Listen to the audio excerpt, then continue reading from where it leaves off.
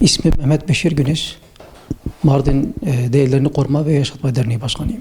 Teşekkür ediyorum. Ben özellikle bölgemize değinmek istiyorum. Yani bölgemiz muhafazakar bir kesimden ibarettir. Birçok aile hem kız evlatlarını hem de kız erkek evlatlarını istedikleri okullarda, mesela karma olmayan okullarda ya da sınıflarda eğitime kazandırmak istiyor. Böyle karma bir sistem olduğu için birçok kız çocuğu mesela okullara gönderilmek istemiyor. Aslında kız çocukların da bu yönde muzdarip olduğu anlamına geliyor.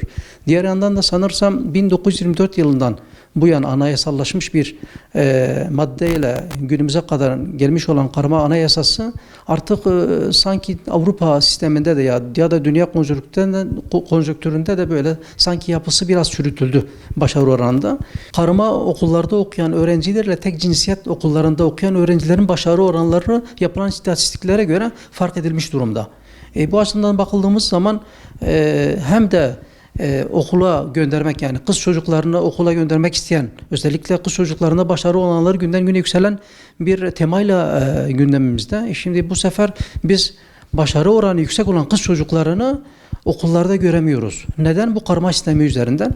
Ama şu anda zorunlu bir durum yok. İsteyen çocuğunu karma bir okula da göndersin, isteyen tek cinsiyetli sınıflara da gönderebilirsin. Çünkü burada sanırım anayasal bir hak da var. Yani her veli çocuğunu istediği modelde, istediği şekilde hem karmaya hem de tek cinsiyetli sınıflara gönderebilme imkanına sahip olması gerekiyor anayasal bir düzenlemeyle.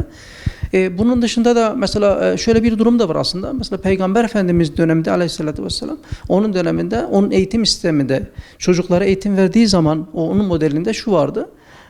Okuduğumuz kadarıyla kız çocuklara yönelik mekanları ayrı tutardı, erkek çocuklara yönelik eğitim sistemindeki mekanları ayrı tutardı. Bu da önümüzde, madem biz Peygamber Efendimiz'i bir lider olarak görüyorsak bunu da biz göz önünde bulundurabiliriz yani.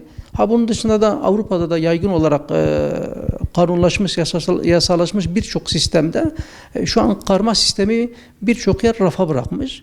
Tek cinsiyetli sınıflara getirmişler. Eğer Türkiye modelinde biz başarılı olabileceksek, daha muasır bir medeniyet seviyesine ulaşabilirsek, isteyen veliler veyahut da isteyen çocuklar istediği şekilde okullarını okuyabilsinler, eğitimlerini alabilsinler.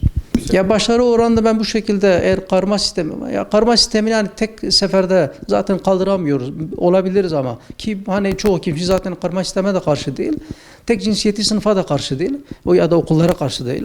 Ama o da olsun ki başarı oranı orada kendini net bir şekilde belli etsin.